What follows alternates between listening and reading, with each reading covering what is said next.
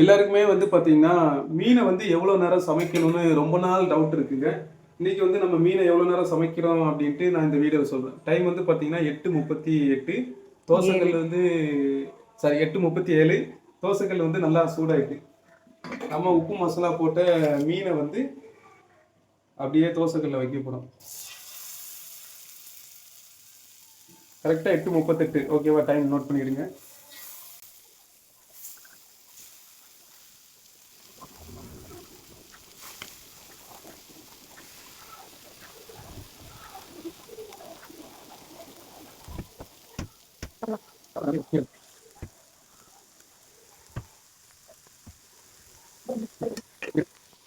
இப்போ பார்த்தீங்கன்னா இது நல்லா க்ளோஸ் ஆகிடு.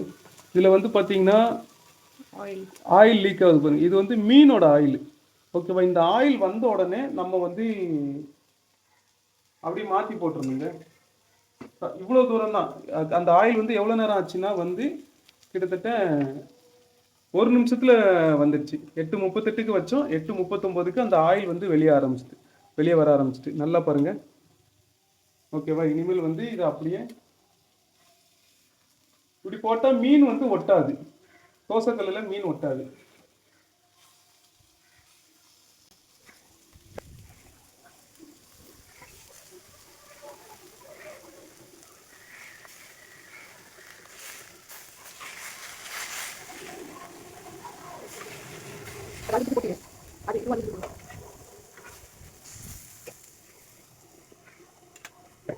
ஸோ கிட்டத்தட்ட வந்து பார்த்தீங்கன்னா நம்ம ஒரு மீனை வந்து ஒரு பக்கம் போடுறது கரெக்டாக 1.5 நிமிஷம் தான் போடணுங்க. நம்ம 8:38 போட்டோம். இப்போ 8:41. ஒரு சைடு 1.5 நிமிஷம், ஒரு சைடு 1.5 நிமிஷம்.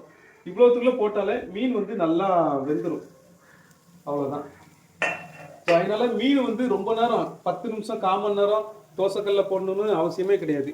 வெறும் 2லேருந்து 4 நிமிஷம் கரெக்டாக போட்டிங்க அப்படின்னா மீன் வந்து நல்லா சூப்பராக வெந்துடும். அந்த ஹீட்டில் நம்ம வச்சு சாப்பிட்டா தான் உடம்புக்கு அந்த மீன்லேருந்து கிடைக்கிற சத்துக்கள் வந்து கரெக்டான அப்சர்வல் வந்து நம்ம உடம்புக்கு கிடைக்கும். அதாவது எல்லா நியூட்ரிஷனும் கரெக்டாக நமக்கு கிடைக்குங்க.